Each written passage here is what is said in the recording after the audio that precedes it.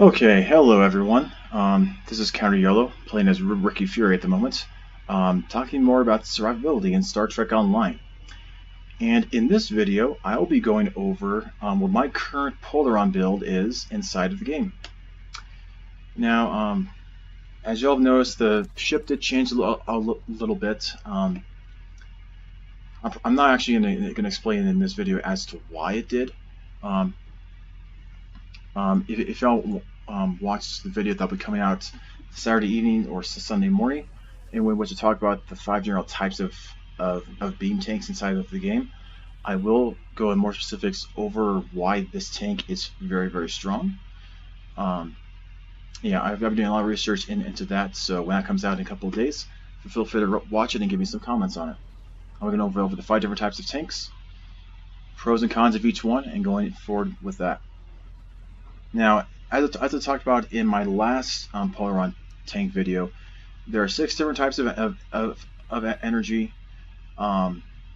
If you want maximum threat, you go with plasma, and then the 2 types that actually have decently good survival stuff is Tetrion, which gives you the additional shield hardness, and then there's Piezo-Polarons, which give you additional shield regen and max hull whenever the pro matter stuff procs, which is pretty nice. Which is why, in my opinion, like in terms of tanking right now, especially with the generation stuff buffed significantly with the way that stuff scaled inside the game, Piezo-Polarons have become even stronger than they did prior. So this is the way that I would recommend going for your 4 weapons, is to have 4 Piezo-Polarons. I only have 3 here because I've still used in part of my old build because I haven't farmed to get a 5th Piezo-Polaron beam array. For your 5th slot, you go for the advanced Piezo-Polaron with the Piezo Focuser from the Lucari Reputation. The 2-piece set gives you more Polaron damage and so more DPS and more threat, plus additional drain expertise to make your stuff to give you more power even more effective. For your sets, if you are an engineering captain, this is fine as well. If you are a tactical captain and want to maximize your threat even further, you could use the colony deflect with the cold crit stuff on it for more crit sparing crit chance, and you could go with the combat impulse engines from the colony. These are the only engines that I would say as a one piece inside the game are actually worth it, because these engines give you additional shield resistance whenever your impulse engine goes higher, which a full impulse, which as a tank you can be a full impulse, you get an additional 15% shield resistance. So that is pretty nice. I don't know why this thing is stuck at full. That's stuck at that, but anyway, I'll go and pop back here. Alright, so that's just an option for you. For your aft weapons, kinetic cutting beam is pretty standard for a 5-3 configuration. The regular omnidirectional Polaron is the way that I would go. For this, for the set 360 weapon, you have 3 options. You have the old classic version, which I actually don't have in here right now, that you're able to get from an old mission inside the game. You have this one, which you can get from Tier 5 Gamma Reputation, or you can get the Pseudo Omni. Oh, sorry, different thing. You can get the Pseudo Omni from the most recent episode, which, especially at the budget end, I would recommend actually getting all 3 of these things. When you start getting higher tier stuff, it's a big debate.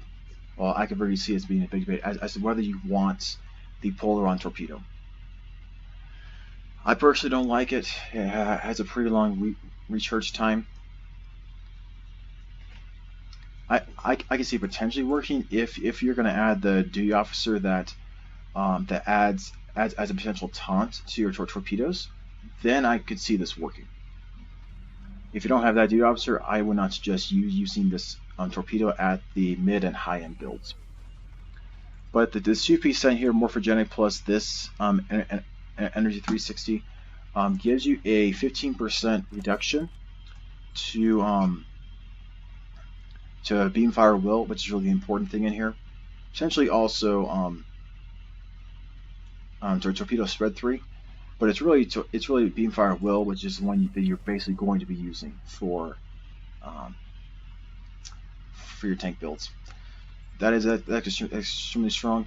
I have this mainly because I didn't want to upgrade 2 different Polarons, because this Polaron is extremely strong as a 2 or 3 piece with Ordnance Accelerator to get an additional tactical console when I use this particular ship here. You'll see this build in a little while. I don't think I'll be able to farm up to get the awesome trait that makes this thing super insanely stupidly strong in the game right now. But this is also a very high tier ship as well. Just I'm not demonstrating now because, well, you're more likely probably to have a 5.3 ship for a lot of you all than probably to have, well, maybe some of you will have that 3.5 and you'll probably want that one too. Maybe next week or a couple weeks I'll also show you that build, and I'll give you a link as to how that build probably would be built to be most optimally used to its full effectiveness. This is the one that works for me generally for any 5.3 ship. Even my old ship will be able to use everything besides this console here. For my devices, I use red matter capacitor, subspace field modulator, turbo negotiator, and then for the 4th one, technically deuterium surplus would be a tiny bit better, but you also have to put effort into getting that. I don't want to put a lot of effort into this character right now because I'm focusing a lot more on science tanking right now and how much effort it takes to make a science tank really, really good. So right now I'm just putting engine batteries here just so that I can get additional flight speed whenever I need additional help keeping up with a lot of guys in queues.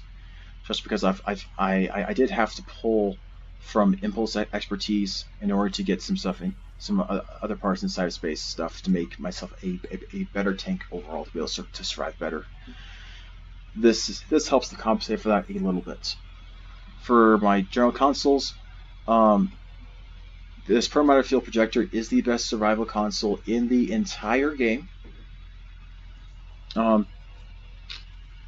If you have one epic Phoenix lockbox like drop, get the ship with this console, which is the Lucari ship option. It recently came out in the last Phoenix lockbox thing. This came out as part of it. When it comes again, if you get an epic drop somehow, those are super stupidly hard to get, but if you can get that drop and you'll have this ship, go and get that one. The DPRM console is very valuable as well. For Federation characters, this is extremely hard to get because you have to buy the ship. It's pretty expensive. For Klingon characters and Romulan characters of both allegiances can get this thing for really cheap off of the exchange. It gives you additional damage resistance, which I told you before. You only really need one damage resistance console, so this is what that one is for me. Plus, it has a really nice clicky. This console from the Shenzhou ship is performing better overall than the Kambali Universal console. So that's the one that I'm using for my main ships now. For a lot of my other ships, for a lot of the other builds, you'll see me using the Kambali console just because I don't want to invest in buying a bazillion of these. Well, having bought a bazillion Shenzhous. It's just to get this thing. However, if you're a Klingon character or a Klingon line Romulan, you should be able to get this console for a little bit cheap. It still should be expensive on the exchange because you still have to use lobby to get it. But this is still a very strong survival console with additional accuracy defense, damage control for more passive hull regen, which is very valuable right now in the current meta, along with a lot more engineering readiness. This console is the console you get from the C-Store version of this ship. You're able to get it off of this discount pack right here. The Flight Deck Assault Cruiser pack. This is one I use on my Romulan ships. In my opinion, it's the strongest Romulan ship in the game, but I'll get into that in my next video. These two are also fairly strong as well, but they have higher hulls because they don't have a certain thing that this ship has.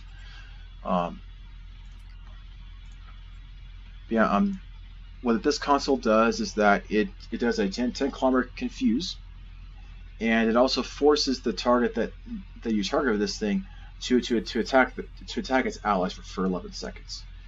This is extremely strong in a lot of your red alerts, as well as in any queue that has a lot of enemies at the same time, especially with a lot of enemies, and particularly a couple of strong ones, like for instance in Swarm.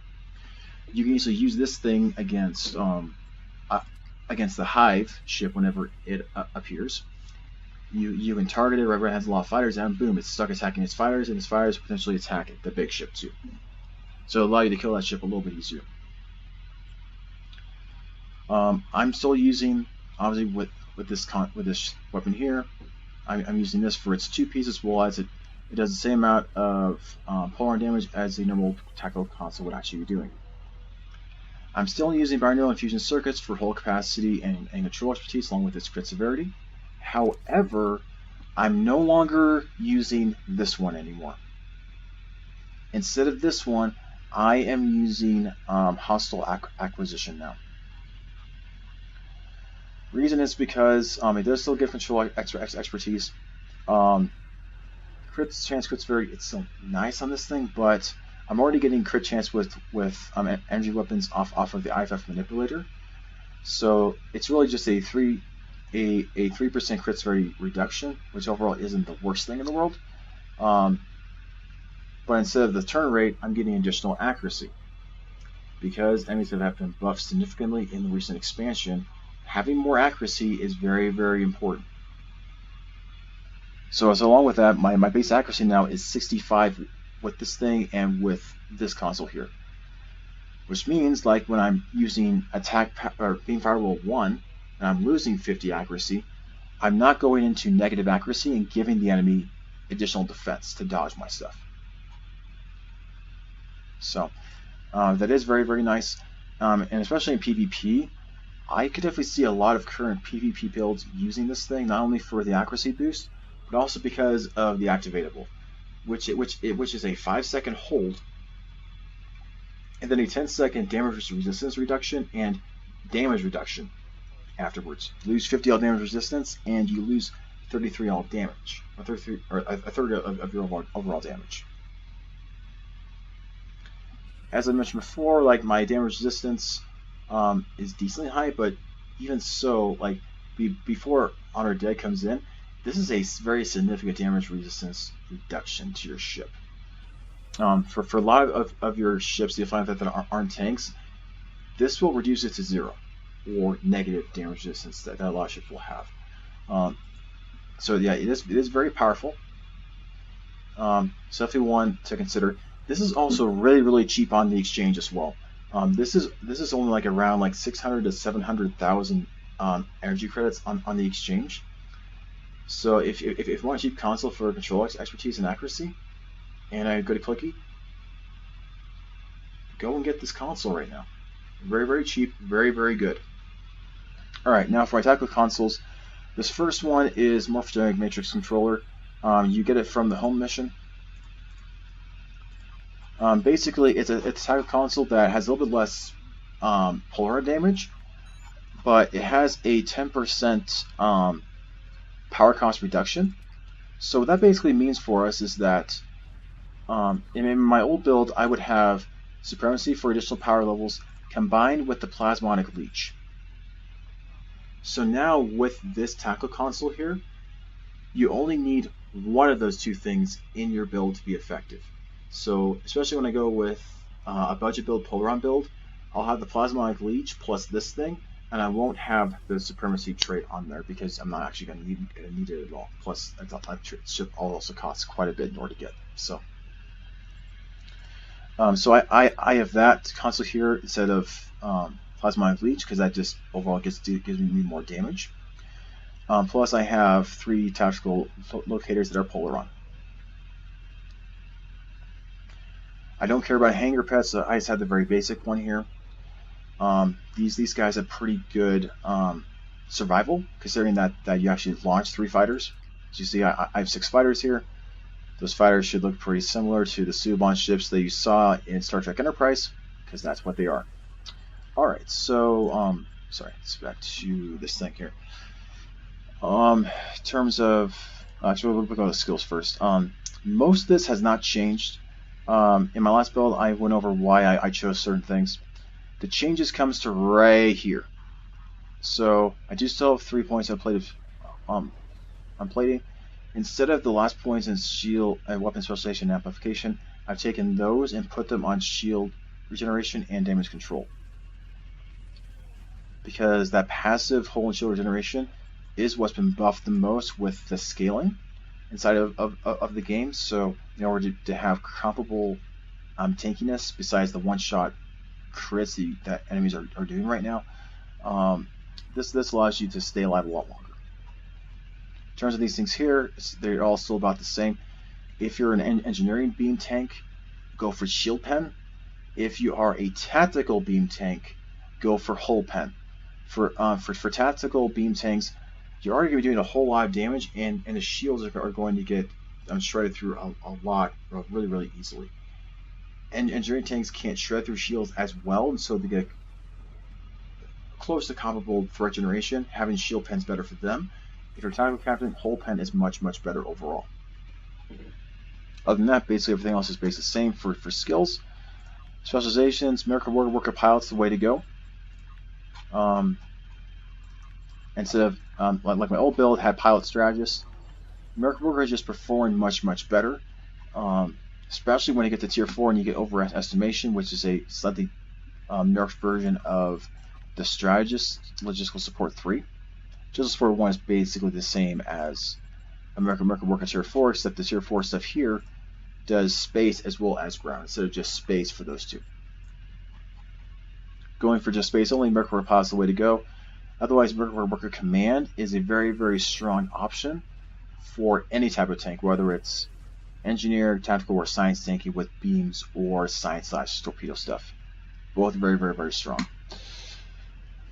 Obviously, because as I said, I've been focusing more on science tanking, so I've been able to focus that much on this character to level up her specializations to make these things better.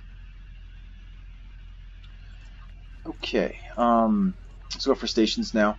For engineering stuff, it's pretty basic. Having an engineering team plus a version of reverse shield polarity plus Marines power to shields and Marines power to weapons. If I was a tactical captain with the exact same ship, I would have Marines power to weapons 2 and Marines power to shields 3. Now for reverse shield polarity, I would go with either reverse shield polarity 1 or reverse shield polarity 2. Reverse shield polarity 3, sorry. Reverse shield polarity 2 doesn't really give you that much more for its rank. Reverse shield polarity 1 gives you reverse shield polarity, which is nice.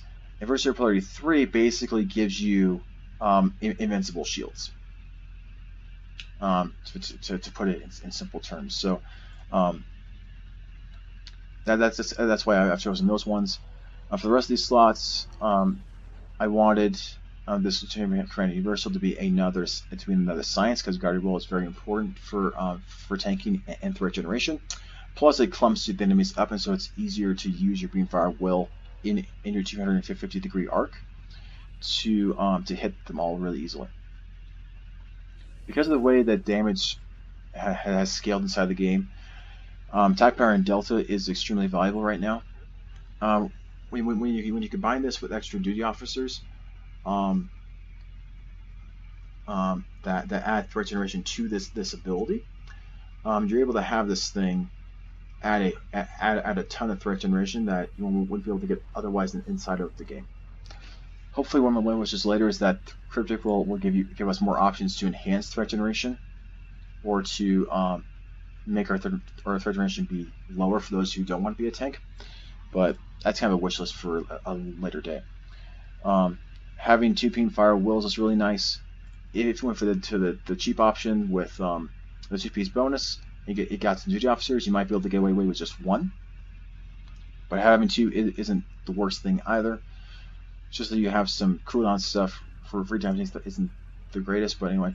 I also have Tackle Team 1 because that's really nice as well. Yeah, but for my standard 3 for science is Gravity Well 1, Transfer Shield Rate 2, and then Hazard Mirrors 1. I have another science spot, and I'll just use Science Team 1 as well. Pretty standard, pretty normal. Special space traits really hasn't changed that much for me. Grease Under Fire is a whole lot more valuable for engineer tanks now. Having that 90-second uptime for rocket repairs, that would be up once every 4 minutes. Otherwise, is very, very nice. Most of the other things have basically stayed the same. You can feel free to look at the STO Academy link in the description to look more detail as to these things. Shield Overload, like normal, does not show up in STO Academy. It's one of the best taking traits inside the game, alongside Honored Dead and Invincible. Invincible is pretty hard to get. Well, it's pretty like you have to buy the thing in order to buy the ship, the Zal ship, in order to level this thing up and get this thing. But it's very strong and very important, and if you're going to play elite tanking queues in space. Supremacy gives me more weapon power, and then for this extra damage, I've liked improved pedal to the metal. If you want to mirror this build and want to do technical best damage and not want to do full impulse, another option, but very, very expensive one, is Attack Pattern Delta Prime. It's a very expensive space trait, but it does work. It does work as well if you don't want to do the full impulse the entire time run. If you're okay with full impulse the whole time, this one is a better trait, and it's free. You just have to level up your pilot skill tree in order to get it. For space traits, ground trait ones are very similar to this as well. Energy Refrequencer, my damage gives me whole healing. I have bonus weapon damage.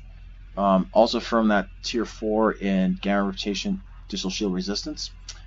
Beam tanks don't have much of an option to get a lot of shield resistance in like consoles and set bonuses, because most of the set bonuses lie with torpedoes, actually.